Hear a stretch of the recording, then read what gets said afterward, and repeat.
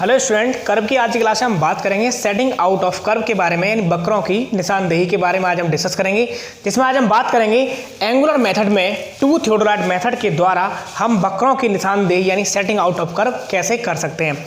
अगर इस टॉपिक के इंपॉर्टेंस की बात करें तो जितने भी हम कंपटीशन के एग्जाम देते हैं, चाहे हमारे सेंट्रल लेवल के हों या फिर स्टेट लेवल के हों, हम देखते हैं कि टू थियोडोलाइट मेथड से जुड़े हुए क्वेश्चन हमें उसमें जरूर देखने को मिलते हैं। तो आपको इस वीडियो कंप्लीट देखना है ताकि आपके जितने भी डाउट्स हैं वो आपके अच्छी तरह से क्लियर भी हो जाएं। तो हम इसको एक्सप्लेन करेंगे विद डायग्राम की मदद से और सारे इंपॉर्टेंट पॉइंट्स को हम कंसीडर करते हुए। चलिए करते हैं आज क्लास स्टार्ट, जिसमें हम बात करेंगे टू थियोडोलाइट मेथड के बारे में। आप यहाँ पर देख पा रहे हैं कि टू थियोडोलाइट मेथड, सबसे पहले हम स्टार्ट करते हैं एंगुलर मेथड में। मैंने आपको बताया था कि जब हम सेटिंग आउट ऑफ कर्व करते हैं यानी वक्रों की जब निशानदेही करते हैं तो उसमें हमारे पास दो टाइप के मेथड थे, लीनियर मेथड और एंगुलर मेथड, जिसमें हम लीनियर मेथड डिस्कस कर चुके हैं। अब हम बात कर रहे हैं एंगुलर मेथड के बारे में। तो एंगुलर मेथड, लीनियर मेथड में हम क्या कर रहे थे कि जितने भी हमारी मेजरमेंट्स थे वो सारे हम क्या करते थे, चेन या टेप द्वारा ले रहे थे।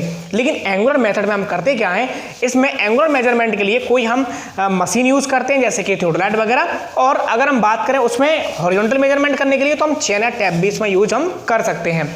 तो अब हम बात कर रहे हैं आज टू थियोडोलाइट मेथड के बारे में। तो इस मेथड की स्पेशलिटी सबसे पहले क्या है, यहां पर देखिए मैंने नोट करके लिखा हुआ है। कुछ पहले इंपॉर्टेंट बातों के बारे में जानते हैं, फिर आगे हम इसको डिस्कस करेंगे कैसे हमारा वर्क करता है।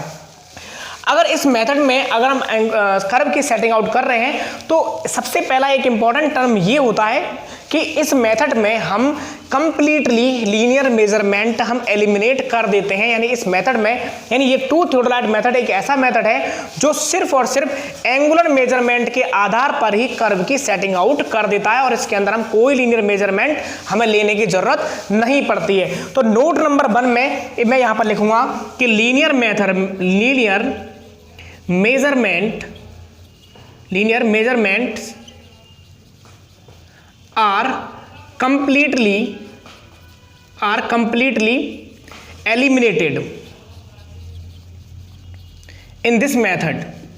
यानी इस मेथड में हमारे जो लीनियर मेजरमेंट है वो कंप्लीटली हम क्या करते हैं, एलिमिनेट करते हैं। हमें लीनियर मेजरमेंट लेने की कोई जरूरत नहीं होती इस मेथड के द्वारा।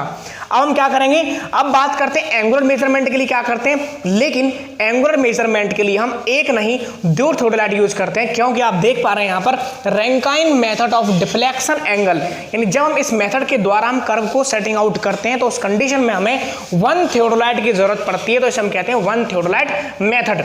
लेकिन 2 थियोडोलाइट मेथड में हमें, जैसा कि नाम से पता चल रहा है, इसमें हमें 2 थियोडोलाइटों की जरूरत पड़ती है। कहां कहां रखेंगे, कैसे कैसे वर्क करेगा, उसको हम आगे डिस्कस करेंगे। तो यहां पर मैं क्या लिखूंगा कि इस मेथड में लीनियर मेजरमेंट तो हम कंप्लीटली एलिमिनेट कर ही दे रहे हैं क्योंकि हम लेना ही नहीं है। लेकिन एंगल मेजरमेंट के लिए तो यहां पर हम लिखेंगे फॉर एंगुलर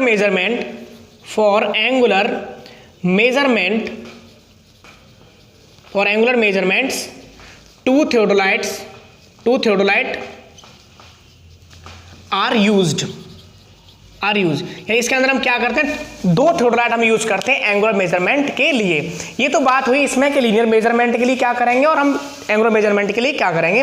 तो लीनियर मेजरमेंट हमें लेने की जरूरत है नहीं, तो इसके अंदर इसका मतलब चेन टैप इसमें हमें कोई नीड ही नहीं है, सिर्फ हम 2 थियोडोलाइट हम इसमें यूज करते हैं। अब बात करते हैं इस मेथड के एक्यूरेसी के बारे में कि ये कितनी एक्यूरेसी दे सकता है। तो हम यहाँ पर बात कर रहे हैं कि जितने भी हमारे कर्व के सेटिंग आउट के मेथड हैं वो उनमें सबसे ज्यादा मोस्ट एक्यूरेट मेथड हमारा ये होता है। तो यहाँ पर मैं लिखूंगा एक्यूरेसी में मोस्ट एक्यूरेट मेथड। ये हमारा सबसे एक्यूरेट मेथड भी है, most accurate method of setting out of curve.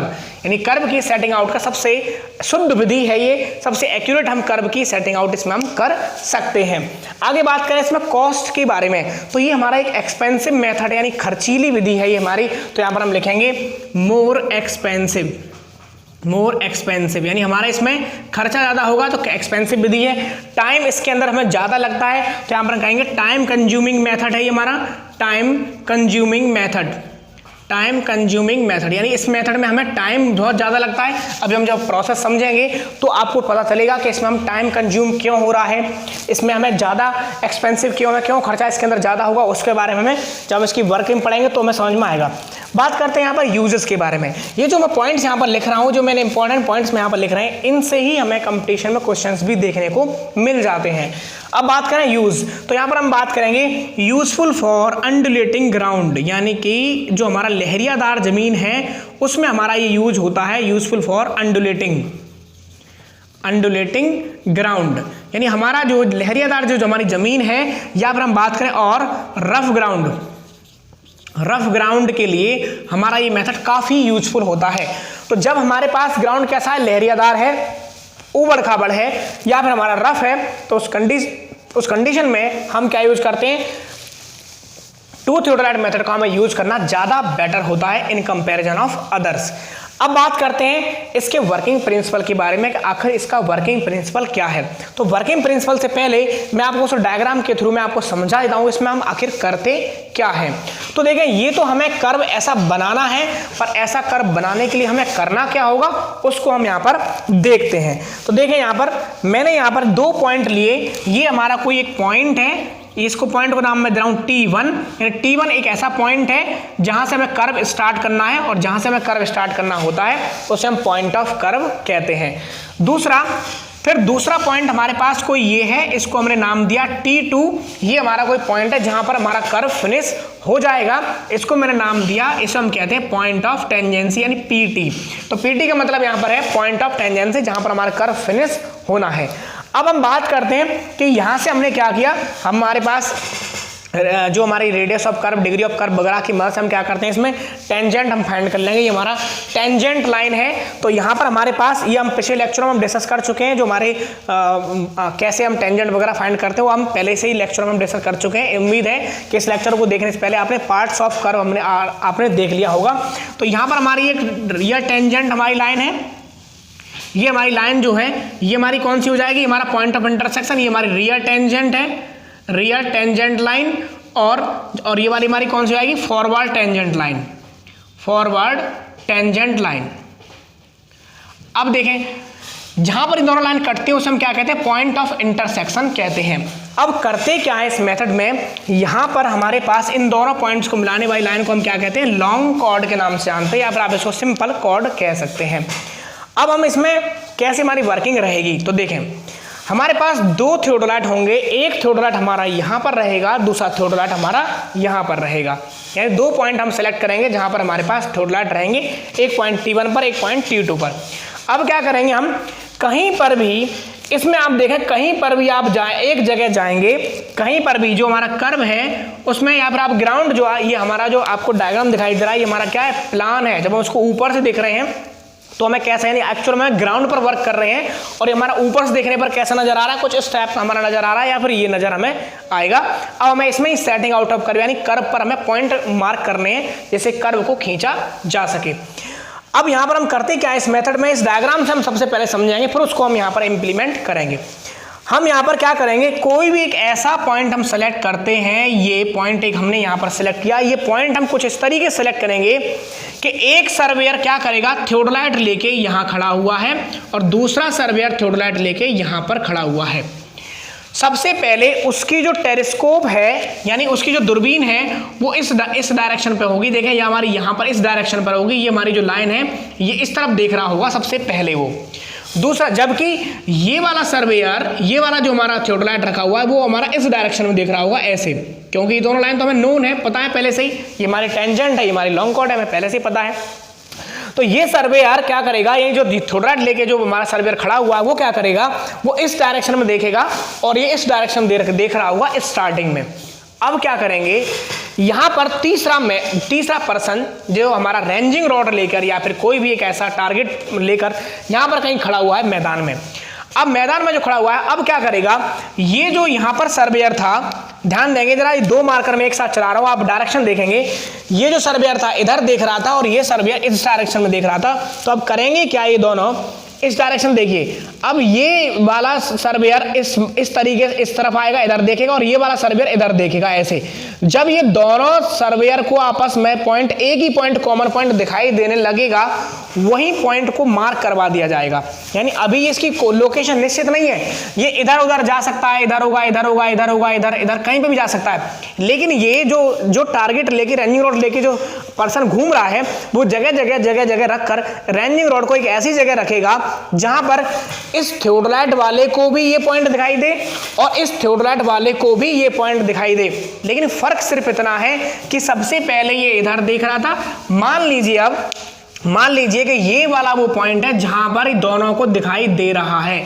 तो हमने कहा कि ये वाला जो पॉइंट है, ये डायरेक्शन देखें, ये वाला जो सर्वेयर है, अंतर इन दोनों में क्या है कि ये वाला सर्वेयर इस डायरेक्शन से इस एंगल को पढ़ता है, यानी इस डायरेक्शन से, यानी यहां से इस एंगल को पढ़ता है, यानी ये जो एंगल होना चाहिए वो टेंजेंट और हमारी जो कॉर्ड है उसके बीच का एंगल होना चाहिए, और उतना ही एंगल सेम हमारा होगा अपोजिट सेगमेंट में, यानी कि इस कॉर्ड और इसके बीच का ये वाला एंगल। लेकिन ये एंगल हमारा यहां से होता है, यानी ये अगर अल्फा है तो ये भी अल्फा होना चाहिए, यानी एंगल भी सेम और टारगेट भी दोनों को दिखाई देना जरूरी है।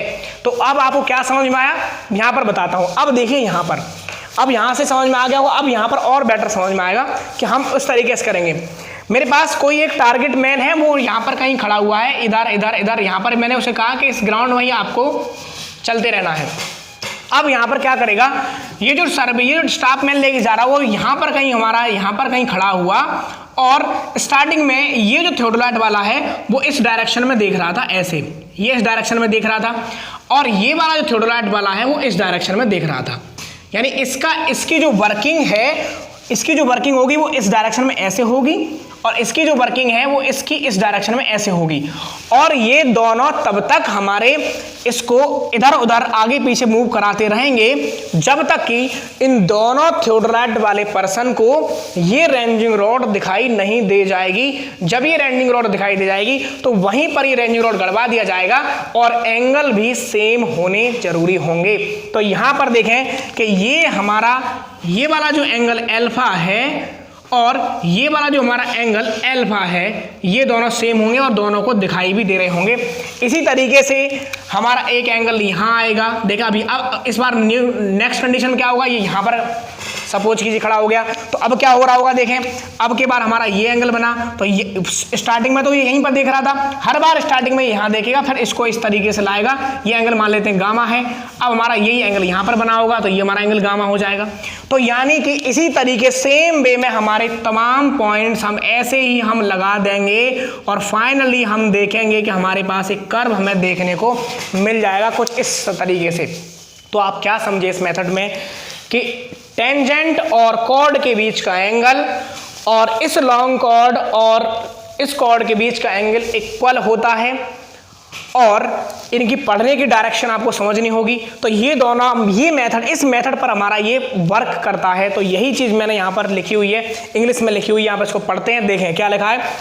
The angle between the tangent and chord, क्या लिखा हुआ है, the angle between the tangent and chord, ये हमारी कॉर्ड हो गई, और टेंजेंट, इसके बीच का जो एंगल है इज इक्वल टू, यानी बराबर होना चाहिए, the angle subtended by the chord, यानी इसी कॉर्ड द्वारा अपोजिट सेगमेंट में, क्या लिखा है, the angle subtended by the chord in the opposite segment, यानी इस ये हमारा देखें, एक सेगमेंट कर्व का ये हो गया, दूसरा सेगमेंट हमारा ये हो गया, तो इस सेगमेंट में इसी कॉर्ड के द्वारा जो एंगल होगा हमारा क्या होगा, ये वाला एंगल, ये दोनों कैसे होने चाहिए, हमारे इक्वल होने चाहिए। मैं एक फार्मूले की फॉर्म में इसको कर देता हूं यहां पर। मान लीजिए ये हमारा T1 पॉइंट है, ये हमारा T2 पॉइंट है, और ये हमारा C पॉइंट है, और ये हमारा I पॉइंट है। I मीन्स इंटरसेक्शन पॉइंट, सी हमारा वो पॉइंट है जहां हम कर्व को खींच रहे हैं। तो इसमें कहेंगे एंगल कौन सा, IT1C बराबर होना चाहिए, I बराबर होना चाहिए किस किस के, C एंगल CT2T1, मतलब देखें IT1C किसके बराबर है, अल्फा के बराबर, बराबर होना चाहिए CT2T1, ये भी अल्फा होना चाहिए। ये हमारे पास यही चीज यहां पर हमारी लिखी हुई है। अब उम्मीद करता हूं कि यह आपको समझ में आ गया होगा कि टू थियोडोलाइट मेथड का हमारा वर्किंग प्रिंसिपल क्या है, और इसके अंदर अब आपको ये भी समझ में आ रहा होगा कि हॉरिजॉन्टल मेजरमेंट की, यानी कि लीनियर मेजरमेंट की इसमें हमें जरूरत नहीं है, इसलिए इसमें चेन अटैप यूज नहीं करते हैं। इसमें कंप्लीटली एलिमिनेट किया है, सिर्फ हम 2 थियोडोलाइट का यूज करते हैं, और उससे एंगल मेजरमेंट करके ही हम कर्व की सेटिंग आउट करते हैं। और क्योंकि थियोडोलाइट हमारा बहुत ज़्यादा एक्यूरेट भी है, और इसलिए हमारा मोस्ट एक्यूरेट मेथड भी होता है। अब आप देखें कि जब भी हमारी, जैसे हम कंटूरिंग करते हैं, तो कंटूरिंग में मैंने आपको पढ़ाया था कि हमारी direct contouring and indirect contouring होती है।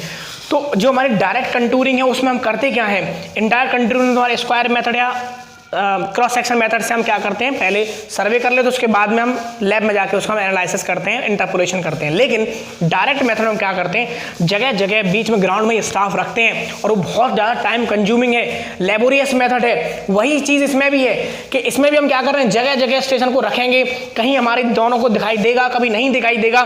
तो ये बहुत ढूंढना, वो पॉइंट हमें ढूंढने हैं जो हमारे इन दोनों को दिखाई भी देने चाहिए, और हमारी इस वजह से इसमें एक्यूरेसी भी बहुत ज़्यादा आती है। तो डायरेक्ट मेथड कंटूरिंग में वो हमारा एक्यूरेट था, यहाँ पर ये एक्यूरेट है। तो यहाँ पर मोस्ट एक्सपेंसिव भी है, खर्चीला है, क्योंकि इसमें लेबोरियस मेथड है। दूसरा टाइम कंज्यूम तो होगा ही होगा, लेकिन हमारा मोस्ट एक्यूरेट मेथड है। इसको मैंने आपको बताया। अंडुलेटिंग ग्राउंड के लिए मैंने आपको बताया कि देखें हमने सेलेक्ट ही क्यों किया इसको, क्योंकि चैन सर्वे जब हम करेंगे तो चैन सर्वे हमारा प्लेन ग्राउंड के लिए, स्मॉल ग्राउंड के लिए हमारा यूजफुल होगा। लेकिन तो अंडुलेटिंग ग्राउंड में तो हमारी उसमें एरर आने लगेंगी। तो अंडुलेटिंग ग्राउंड में तो हम हॉरिजॉन्टल मेजरमेंट चैन से हम कर ही नहीं सकते, बहुत हमारी एरर्स उसके अंदर में आएंगी, हमें करेक्शन अप्लाई करने पड़ेंगे जगह जगह पर। तो इस वजह से अंडुलेटिंग ग्राउंड होने की वजह से हमने उसको भी एलिमिनेट कर दिया, हमने सिर्फ थियोडोलाइट यूज करे और इसको हमने मोस्ट एक्यूरेट बनाकर हमने कर्व की सेटिंग आउट कर दी। तो उम्मीद करता हूं कि लेक्चर आपको समझ में भी आया होगा और ये आपको समझ में आया और आपको अच्छी तरह से आपको अच्छा भी लगा होगा। अगर ये लेक्चर आपको वाकई अच्छा लगा है तो इस वीडियो को लाइक करें, चैनल को सब्सक्राइब करें, वीडियो को ज़्यादा से शेयर करके हमारा सहयोग जरूर करें और वीडियो को कंप्लीट देखा करें। धन्यवाद दोस्तों, मिलते हैं नेक्स्ट लेक्चर में। अभी तक आपने अगर हमारा ऐप डाउनलोड नहीं किया है तो हमारा ऐप भी डाउनलोड कर सकते हैं। धन्यवाद दोस्तों, अगर आप स्क्रीनशॉट लेना चाहते हैं तो अब आप ले सकते हैं।